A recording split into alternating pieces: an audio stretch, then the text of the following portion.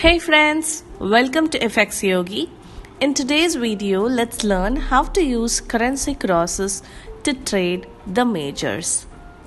Even if you don't ever want to trade the currency crosses and simply stick to trading the majors, you can use crosses to help you make better Forex trading decisions.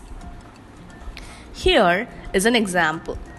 Currency crosses can provide clues about the relative strength of each major currency pair.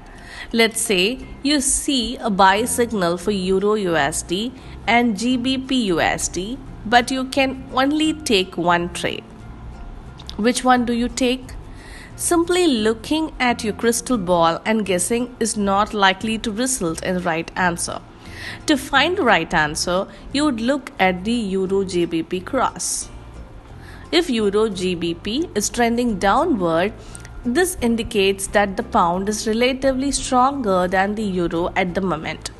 So the right answer would be to buy GBP USD instead of Euro USD due to the pound's relative strength against the euro.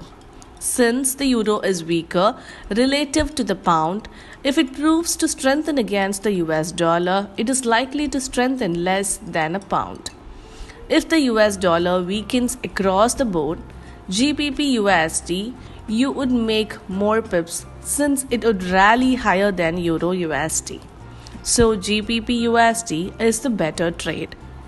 You can do this relative strength analysis on many of the major currency pairs. Know which currency cross to use. Let's say you are bearish on the US dollar. How will you trade? Can't decide whether to buy Euro USD or sell USD CHF?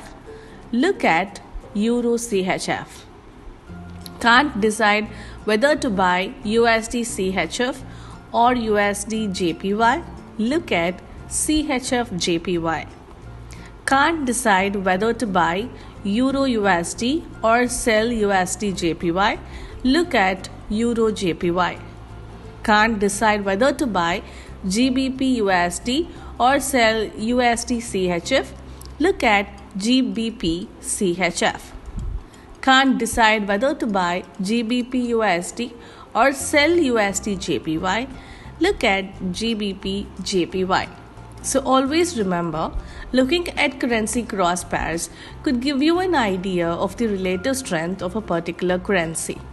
That's all for today. Let's catch up in the next video with more interesting content. Until then, take care. Bye-bye.